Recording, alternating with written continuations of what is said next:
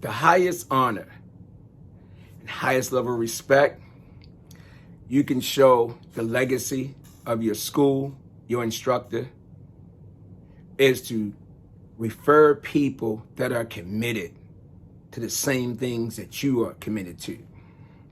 Let's not even say refer, but if you love something and you love people and you got friends, you got family members, you got people you really look up to, why wouldn't you want them to follow the same path that you're doing? If it makes you feel good, if it's producing fantastic results from the inside out, why wouldn't you want those people to be on that same path? See, what people don't understand, back in the day when martial arts first came here, the only way, especially in the Kung Fu school, the only way you could get into the dojo was that somebody had to tell the teacher about you. And when somebody told the teacher about you, the teacher looked at you, but he checked you out, but he put you in circumstances and situations that were like to break you, to see where your commitment was really at, to tell you clean the dojo, to tell you clean the toilet, to tell you to do things that probably broke you down a little bit, to see if you was going to show some level of humility, to see if you was going to show some level of commitment, even when things were uncomfortable. Even when you had to clean the dojo, you had to wipe the floor, you had to take a toothbrush. Yeah, you had to do all those things because that's what they did. They made you to learn how to appreciate that. Well, the path that I'm going on, I want it. I appreciate it. I'm grateful. I'm grateful for this opportunity to be around someone that's taking their time. Someone that's taken the love of what they feel martial arts or the art that they're doing has done for them, and they want to express it and share it with other people.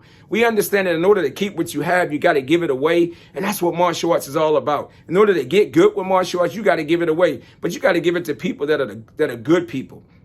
There's an honor.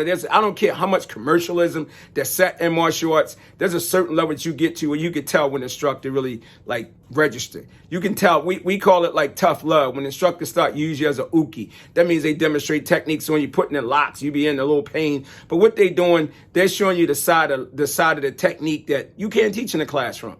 Or when my instructor, I remember when the first time we were doing a demonstration and a performance, and my instructor called me out of nowhere and said, "Bam, can you put together this performance?" It was an honor. Why? Because I felt as though I had earned the right to get that honor.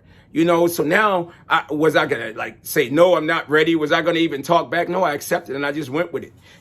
I'll show you one other thing. When I went to China, you understand? When I went to China and I had a black belt, but my instructor gave me this belt.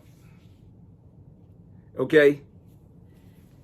He gave me my 5th degree black belt in Shaolin Wushu. And when my instructor gave me this belt, I didn't say one thing. I didn't mention it. I didn't even talk about it. I just took it. I sat there. I accepted it. And I showed respect and I kept it moving.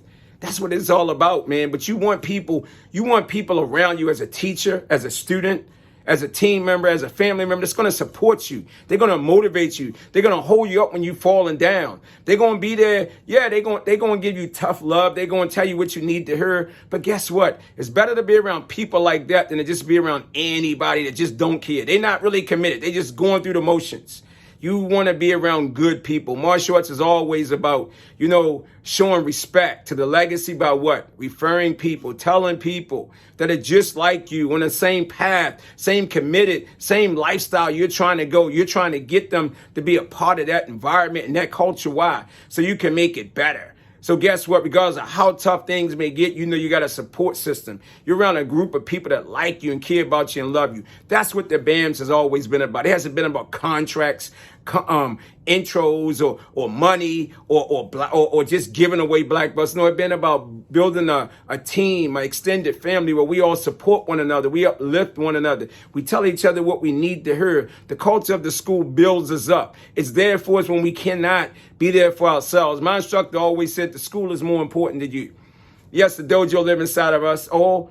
And it's always more important because guess what? One day we gonna feel like we want to quit. One day we ain't gonna have nowhere to go.